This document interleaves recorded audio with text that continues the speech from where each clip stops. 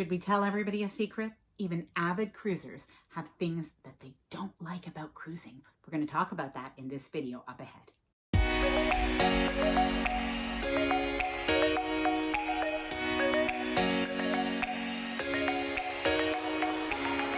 Hi there, I'm Ilana from the website lifewellcruise.com. Welcome back to my channel. Now today's video is going to be a little bit different because we are going to be talking about the 10 things that people hate about cruising. Now, before you get worried, this channel is still for cruisers and I love cruising. But I caught the idea because I asked in my Facebook group, well, what are the things that people love about cruising and what are the things that they don't love, that they might even hate?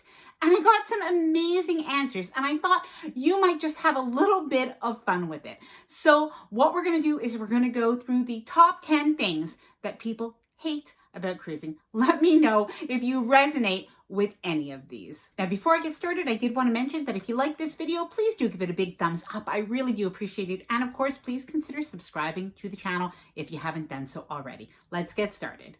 The first thing. So of course, we have just started 2021, which means that we have just come out of a year where we haven't been able to cruise. So when I asked people what they don't like about cruising and what they do like about cruising, well, what they don't like about cruising is not cruising. If there is anything that 2020 taught us is that we miss cruising and we can't wait to get back to it. Number 2, the thing that people who love to cruise hate about cruising is crowded pools. Yes, crowded pools, and that includes chair hogs.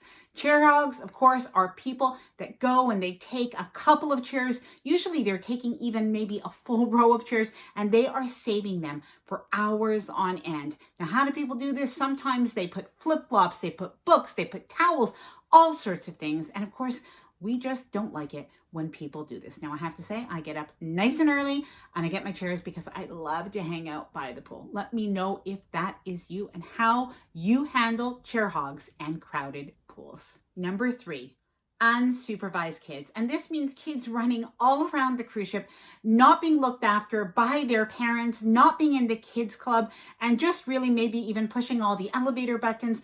I've definitely seen that happen before. Now, there is a way to avoid this. Of course, if you are on a family-friendly ship and you are on during school break, this is probably going to happen. It's just human nature.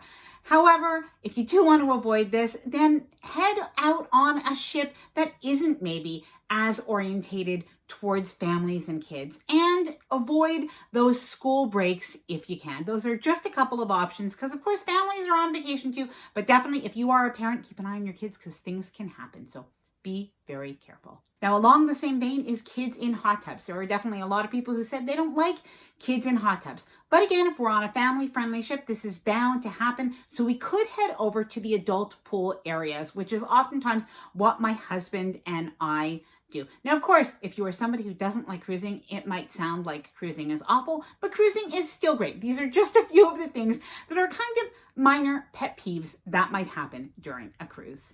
Number 4, too short cruise port days. Now, one of the amazing things about going on a cruise is the ability to see many different places all within one trip. Let's face it, on what other kind of trip can you do that while still relaxing, having fun, being entertained, really only on a cruise? But the negative part is that those port days are going to be limited to the amount of hours that you spend at that particular port. Now, that could mean that you love the cruise port and you'd love to spend a little bit more time there, but you're nervous, you're going to miss the cruise ship. So that's all just something that maybe I guess is a little bit negative about cruising. Even though we love it, that's definitely something that is a drawback to cruising. Now, the nice thing is that a lot of cruise lines have started to make their cruise port days longer and even add overnight. So I hope they do that a little bit more to add that aspect of travel to cruising. Number 5. Now this I think is definitely something that's a little bit annoying on some of the mainstream cruise lines. And this is pushy sales tactics and pushy upsales by the salespeople. And this can happen at the spa. Have you ever had this happen? You have a massage. At the end of it, they are trying to convince you of the different creams and lotions that you can buy. This is something that definitely does happen on cruise ships. Not all of the cruise lines, but definitely a lot of the major cruise lines. Announcements for all of the upsells, going through the different cruise line shops and finding the different contests and stuff like that. Well, some people like it and some people really, really don't. So it might be something that you might not like about cruising. Number 6, lineups and queues. Yes, even people who love cruising don't love the lineups. The lineups for the elevators, the lineups, well, at the buffet, the lineups to get into shows. And that is a reality sometimes on those very large and crowded cruise ships. That might be something that's a little bit different when we get back to it in 2021, but it is a drawback of cruising. Number 7, the muster drill.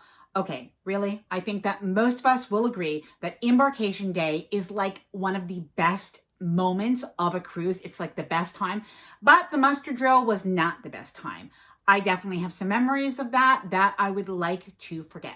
So now when we get back to cruising in 2021, on the most part, it looks like that muster drill is going to be changing, and we're going to be able to use our handheld mobile device like our phone or our stateroom TV to go through the muster safety drill. So good news for that aspect of cruising. Number 8, a smoky casino. Yes, that is something that even avid cruisers often really don't like, really hate. Well, if you're a smoker, maybe you don't hate this, but if you're a non-smoker, you probably hate to have to walk through that smoky casino. Now, not every cruise ship has a smoky casino, to be fair, but a lot of them do. So would you like casinos to be smoke-free? Would that suit you if you are a smoker? Please let me know in the comments below. Now, I realize that this video, well, I hope it does not seem too negative because cruising is still amazing, but we do want to keep it real. There are definitely some things that even cruisers do not like. Number 9,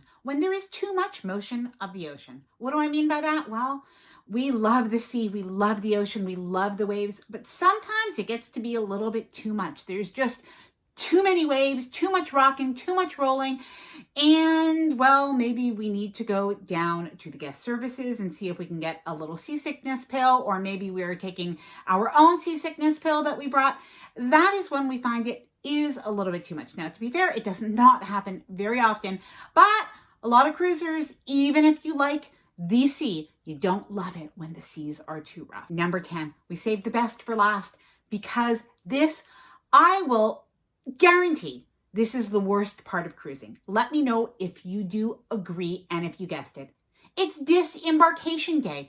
You know, when you see the luggage the night before disembarkation lining the hallways, can you imagine it? Isn't that the worst part of cruising? It might even start when you get the luggage tags in your room. True story. I have gotten the luggage tags in my room, and if they come, well, before 4 days before the end of the cruise, I really don't like that. And I actually threw my luggage tags more than once in my room, and then I pile them under some papers. I don't even want to see them till the day before the last day. I just refuse to deal with getting off the ship before the second to last day of the cruise. That's my tactic.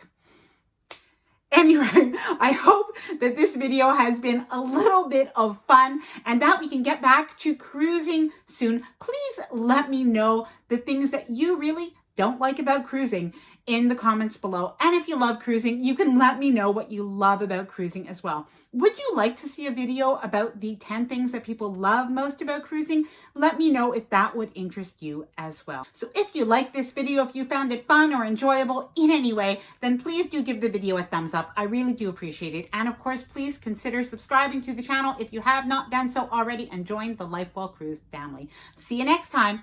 Happy cruising.